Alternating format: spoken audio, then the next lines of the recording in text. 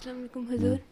میرا کوشچن یہ ہے کہ جب حج یا عمرہ کر رہے ہوں تو جب نماز کا ٹائم ہوتا ہے تو وہاں پہ جو نماز پڑھاتے ہیں وہ غیر احمدی ہوتے غیر ہیں. احمدی مولوی ہوتے ہیں تو ان کے پیچھے نماز پڑھیں کہ نہ پڑھیں. ہاں جی. یہ سوچنا.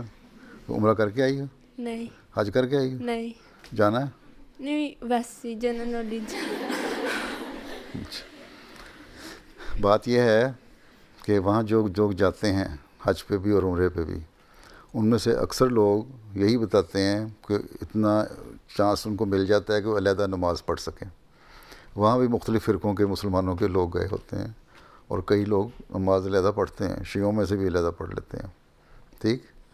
اس لیے کوشش تو یہ کرنی چاہیے کہ علیحدہ نماز پڑھو. ٹھیک ہے. اپنے 4 5 6 10 کا گروپ بنتا ہے احمدیوں کا، تو نماز علیحدہ پڑھو. ٹھیک ہے.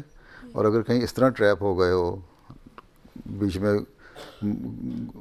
لوگوں کے اندر پھنس گئے ہو کہ باہر نکلنے کا راستہ کوئی نہیں ہے اور نماز شروع ہوئی ہے اور جائے کہ ادھر ادھر منہ کرو اور پھر لوگ تمہیں دیکھیں کہ کیا کر رہے ہو، تمہیں پوچھیں تم کون سے فرقے کے ہو، یہ اور وہ اور فتنے کا خطرہ ہو، تو اس وقت اس نیت سے کہ اس وقت میں مجبوری میں نماز پڑھ رہی ہوں، اس کو دوبارہ پڑھوں گی، وہاں پڑھ لو نماز.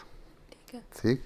اور گھر آ کے دوبارہ پڑھ لو. حضرت خلیفۃ المسیح ثانی جب حج پہ گئے تو ایک ایسا ہی موقع آ گیا، تو ان کے ساتھی دوسرے جو تھے انہوں نے کہا، یہ میں پہلے بھی جا چکا ہوں کلاس میں، اگر تم لوگ کبھی سنتے ہو تو،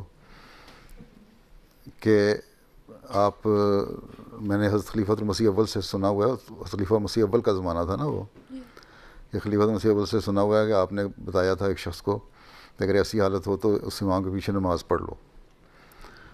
حضرت خلیفہ ثانی کہتے ہیں کہ میں نے اس بات پہ کہ خلیفۃ المسیح نے کہا ہوا ہے، میں ایک عام آدمی ہوں، اس وقت تو خلیفہ نہیں تھا نا وہ، میں نے اس بات پہ کہ ان کی اطاعت کرنی ہے میں نے پڑھ لی، لیکن مجھے تسلی نہیں ہوئی. گھر آ کے جہاں بھی جو رہتے تھے ہوٹل میں جس جگہ اس کمرے میں آ کے میں نے اپنے ساتھی کو کہا کہ آؤ، میری تسلی نہیں ہے، دوبارہ نماز پڑھتے ہیں.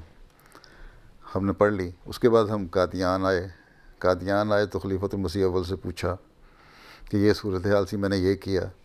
خلیفہ مسیح اول نے فرمایا کہ تم نے ٹھیک کیا.